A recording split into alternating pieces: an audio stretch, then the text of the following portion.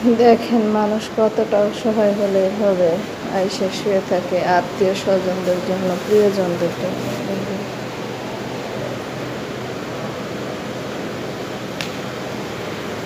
আল্লাহ পাক সবাইকে সুস্থ করে।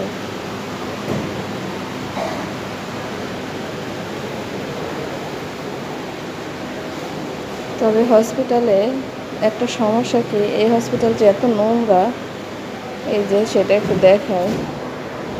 সুস্থ হবে কি রোগী, আরও অসুস্থ হয়ে যাবে এরকম থাকলে।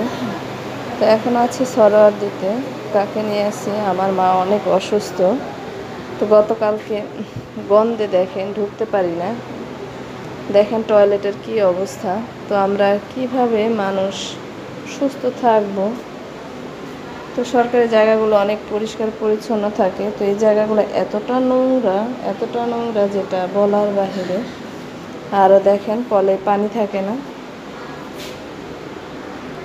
এই যে দেখেন কলে কোনো পানি নেই, এই যে কোনো সময় পানি থাকে না। 10 মিনিট পানি এসে পানি, এই যে দেখেন পানি নেই।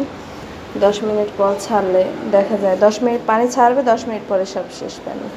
আর এই অবস্থা, তো রোগী কিভাবে সুস্থ হবে? এই যে তার নমুনা কিছুটা। তো কতটা অসহায় হলে এই হসপিটালে মানুষ আসে।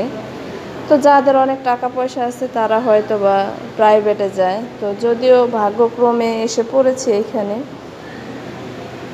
সামর্থ্য অতটা নেই যদিও, তো সামর্থ্যওয়ালা ব্যক্তিরাও দেখি এখানে আসে। এখানে এসে একটা আস্থা নিয়ে, যে ধরনের পরিবেশটা আসলে আস্থা হারাই ফেলছি। তা আল্লাহ পাক যাতে আর কাউকে না নিয়ে আসে এইসব জায়গায়। এই যে একটু শেয়ার করলাম সবার সাথে। এই যে দেখেন এখন কিন্তু বাজে রাত 2টা বাজে। তো যাই হোক, কেউ আবার ডাক নিতে পারে, এই জন্য একটু শেয়ার করলাম আপনাদের সাথে ভিডিওটা।